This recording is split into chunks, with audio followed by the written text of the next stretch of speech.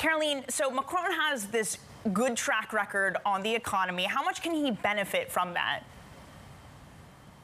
He should clearly play the economy cards, the so-called Macronomics, because if you look first at the reforms he started to implement early in his terms, the labor reform, the tax reforms, for example, these are starting to bear fruits. You have companies' profit margins that are at the highest since before the 2008 financial crisis. And if you look at new company creations, business starts, these have been at the highest since the past two presidents, Nicolas Sarkozy and François Hollande.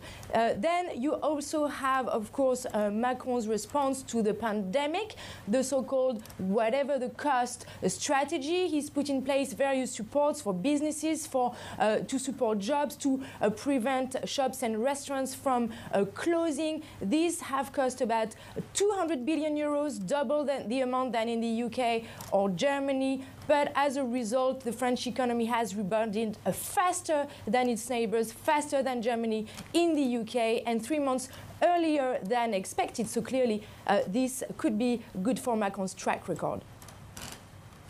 Good morning, Caroline. Obviously, Macron's had quite a unique political background. He started as a right-leaning technocrat in a left-of-centre government, and he's kind of increasingly seemed to go more towards those rightward leanings. So how is all this going to serve among the different categories of voters in France?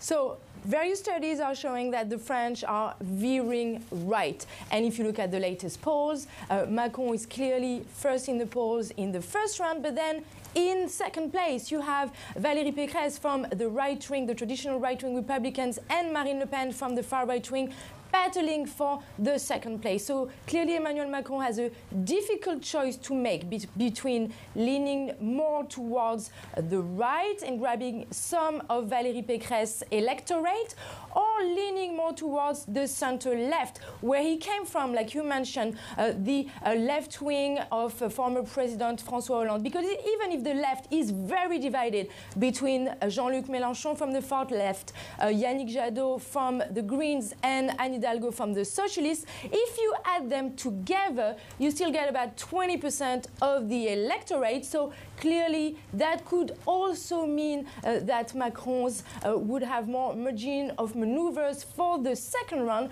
because all the polls are showing that if the Republican Valérie Pécresse makes it to the second round, Macron could actually lose re-election.